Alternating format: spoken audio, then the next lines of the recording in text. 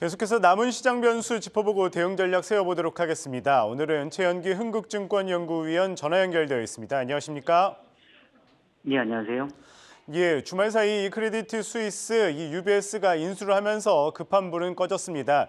이제 남은 건 이 FOMC라는 말이 많은데요. 이 글로벌 금융 리스크가 계속되면서 역시나 FOMC 지켜봐야겠죠.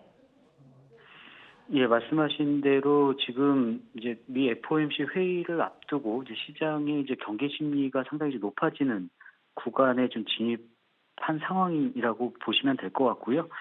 일단 이제 지난주에 있었던 이제 3월 22 통화정책 회의를 좀 리뷰를 해보면 지금 이제 CS 말씀하신 대로 크레딧 스위스 이제 파산 위기가 좀 상존하고 있었음에도 불구하고 이제 기존에 이제 통화 정책 예고한 대로 기존의 통화 정책 가이던스대로 이제 50bp 금리 인상을 단행한 바 있습니다. 배경을 살펴보면 여전히 그 유로존 내의 소비자 물가가 이제 고점을 확인하긴 했습니다만 이제 8%대 특히나 이제 핵심 물가는 이제 5%대 중후반을 기록하면서 결국에 ECB가 물가 안정에 좀 역점을 둘 수밖에 없는 환경에서 통화정책 어떤 신뢰성, 어떤 확보 등을 위해서 빅스텝 인상에 나선 것으로 저희는 보고 있고요.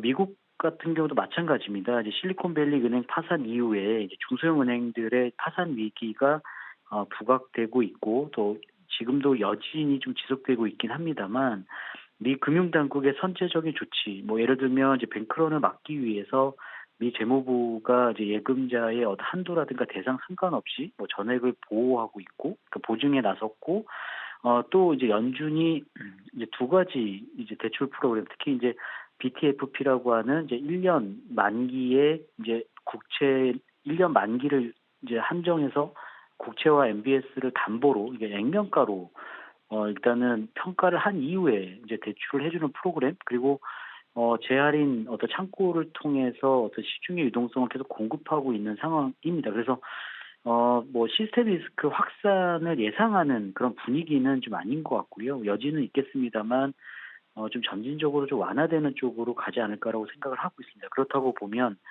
연준은 여전히 그 디스인플레이션 국면에 진입해 있지만 뭐 주거비를 포함한 서비스 물가 상승 압력이 여전하기 때문에 긴축에서 완화 기조로 좀 전환하지 못할 것으로 예상을 하고 있고요. 25bp 금리 인상으로 좀 어느 정도의 타협점을 좀 모색하지 않을까라고 생각을 하고 있습니다. 그리고 단기적으로 좀 그러니까 매파적인 색채로 인해서 어떤 시장 금리의 어떤 반등이 있을 수 있기 때문에 금융시장 모니터링을 강화한다라는 측면, 그러니까 지금의 중소형 은행 어떤 파산 양상을 좀 지켜보자는 스탠스를 좀 강조하면서 시장 금리의 반등폭을 좀 제한하는 어떤 스탠스가 좀 나오지 않을까라고 좀 예상을 하고 있습니다. 네, 뭐 여전히 변수는 많지만 이 FOMC 지켜봐야겠죠. 25bp 인상 가능성이 조금 높긴 해도 뭐 이후에 나오는 이제 점도표라든지 뭐 여러 가지 발언들을 눈여겨봐야 될 텐데 결국에 이러한 것들이 이제 증시 향방에 영향을 미치겠죠. 네, 그렇습니다. 일단 뭐 금융시장에 좀 어느 정도 이제 기대감이 좀 과도한 부분도 있는 것 같습니다. 일부는 뭐 동결 혹은 금리 인하 혹은 뭐 QT, 그러니까 양적 긴축의 중단 등을 좀 어느 정도 예상하고 있긴 합니다만 지금 이제 앞서 말씀드린 대로 미 연준이 지금 시중은행들의 유동성을 공급해주고 있는 상황에서 어쨌든 좀 일부, 그러니까 지금 어쨌든 금리 인상으로 유동성을 죄어 나가는 국면에서 어쩔 수 없이 지금 유동성이 다시 풀리고 있는 상황이기 때문에 그런 부분들이 좀 미 연준의 어떤 금리 인하 가능성을 오히려 좀 제한하는 것이 아닌가라고 생각을 하고 있고요. 금리 전망 점도표를 좀 보면 일단은 이제 지난해 12월 달 회의에서는 이제 올해 상단 자체를 5.25, 그러니까 중간값이 5.1%니까 상단을 5.25로 본다는 거고요. 그다음에 2024년과 2025년에 각각 연간 100bp 금리 인하를 예상을 했었습니다. 근데 이번 3월 회의에서 이제 금리 전망 점도표를 통해서 올해 금리 상단 자체가 그러니까 뭐 하향되거나 상향 조정될 여지는 좀 많지 않아 보이고요. 그러니까 유지될 가능성이 높다고 보고 있고요. 그렇다고 보면은 5월에도 좀 추가 금리 인상 가능성을 열어두면서 좀 그 이후에 어떤 동결될 가능성을 좀 보지 않을까라고 생각을 하고 있고요. 마찬가지로 2024년과 2025년 역시 이제 금리 인하 폭이 이제 종전에 100bp 정도였는데 100bp 이상으로 그러니까 2024년에는 오히려 이제 100bp 이상으로 좀 벌어질 가능성도 좀 존재한다라고 보고 있습니다. 그러니까 경기의 어떤 그 둔화 국면 내지는 침체 국면이 조금 이제 당초 예상했던 것보다는 좀 이연됐을 가능성이 있기 때문에 오히려 그러니까 최종 금리의 레벨은 오히려 그러니까 더 올라가지 않는 반면에 내년도의 어떤 금리의 인하 폭 자체는 기존의 전망보다는 좀 인하 폭이 좀 확대되지 않을까라고 생각을 하고 있고요. 그런 측면에서 만약 그러니까 점도표가 우리가 예상하는 대로 나오게 된다면 시장에서는 좀 단기적으로 좀 안도 랠리가 좀 형성될 좀 가능성이 좀 높지 않을까라고 보고 있습니다. 네, 좀 중국 쪽으로도 시선을 돌려보도록 하겠습니다. 이 중국이 이 지준율을 인하한 데 이어서 실질적 기준금리라고 불리우는 이 대출 우대금리도 7개월째 동결하기로 했는데 이에 따른 시장 영향은 어떻게 바라보십니까? 우선 이제 지난 17일 이제 중국 인민은행이 이제 지난해 12월 이후 이제 3개월 만에 이제 추가로 25bp 지준율 인하를 단행을 했고요. 이번 이제 지준율 인하 조치로 인해서 이제 시중은행들의 지준율은 이제 가중 평균으로 한 7.6% 정도에 이제 이르게 됩니다. 결국 이제 이러한 유동성 공급은 현재의 경기 회복 추세를 유지하고자 하는 정책 당국의 의도가 좀 깔려 있는 것 같고요. 결국에 이제 거시 경제 정책의 조합으로 이제 실물 경제 회복을 좀 도우면서 그런 가운데 이제 유동성을 좀 적절하고 충분한 수준으로 좀 유지하겠다는 어떤 이제 그 정책 당국의 어떤 입장 자체가 다시 한번 피력된 거라고 보시면 될 것 같고요.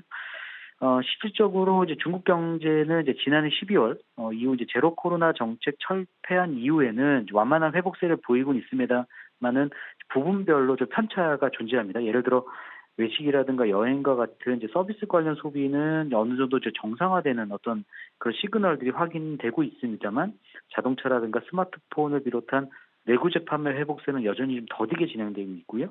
고용시장 역시 회복 강도가 당초 예상했던 것보다는 좀 미약한 상황입니다. 그래서 그런 부분들의 어떤 그러니까 경기의 어떤 회복세를 조금 더 촉진하기 위해서 지준율 인하가 좀 예상보다는 빠르게 이루어졌다라고 보시면 될 것 같고요. 말씀하신 대로 중국의 실질적 기준금리 역할을 하는 대출 우대금리 LPR이라고 하는 대출금리는 동결이 됐는데요.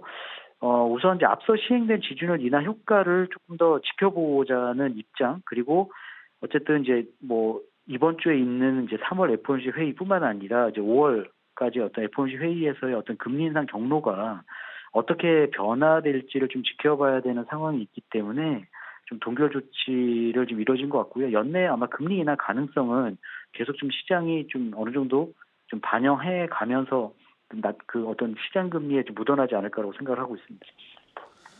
네, 환율도 한번 살펴봐야 될 것 같습니다. 변동성이 심한 환율 시장, 오늘 같은 경우에는 원달러 환율 1,310원대에서 마무리가 됐는데 결국엔 이 또한 이 FOMC 이유를 한번 지켜봐야겠죠. 일단은 이제 환율의 변동성이 물론 이제 금리 변동보다는 변동성이 적지만 최근에 이제 변동성이 좀 다시 높아지고는 있죠. 이제 결론적으로 이제 미국 내 이제 은행들의 어떤 그 유동성 위기로 인해서 시장이 흔들리고는 있지만 이제 미국 내에 어떤 펀더멘탈 결함이 나타났다라는 부분에서는 달러화의 강세가 어느 정도 좀 제한적인 것이 아닌가라고 생각을 하고 있고요. 국내 수출 역시 좀 경기가 좀 여전히 부진한 상황입니다. 또 주식시장의 약세 흐름까지 감안하면 국내 달러 공급이 이전보다는 좀 줄어들 가능성이 높기 때문에 1,300원 초반 그리고 1,200원대 그러니까 1,300원대를 화해한다 하더라도 1,200원대 후반에서 좀 레이지 장세가 당분간 연출되지 않을까라고 예상을 하고 있습니다. 네, 이렇게 어려운 시장 상황 속에서도 결국에는 어떻게 대응 전략을 짜야 할지가 궁금한 상황입니다. 변동성이 심한 장세이지만은 이번 주 시장 전략 좀 어떻게 가져가면 좋겠습니까? 일단은 이제 조정 시 좀 매수 전략이 유효하다라고 보고 있고요. 다만 이제 단기 트레이딩 여전히 금융시장 불확실성이 높기 때문에 단기 트레이딩 관점에서의 어떤 짧은 어떤 매수 접근이 좀 필요할 것 같습니다. 기존 이제 주도주였던 2차 전지가 만약 숨고르기 장세가 지속된다면 이제 이러한 어떤 수급 자체가 이제 최근에는 이제 반도체라든가 이제 화장품, 그러니까 바닥권 통과에 대한 기대감이 높은 종목으로 좀 쏠릴 수 있는 부분이 있기 때문에 그런 부분을 좀 염두한 좀 전략이 좀 필요할 것 같고요. 여전히 좀 주도주가 없는, 그러니까 뚜렷한 주도주가 없는 종목 잔세를 염두한 어떤 전략이 이번 3월 말, 4월 달까지도 필요한 상황이 아닌가라고 보고 있습니다. 네, 여전히 이 불확실성 높은 상황 속에서 뚜렷한 주도주가 없는 종목 장세를 연출할 가운데 여전히 보수적인 대응 줘야 된다 말씀 주셨습니다. 최연기 흥국증권 연구위원 말씀 들어봤습니다. 고맙습니다. 네, 감사합니다.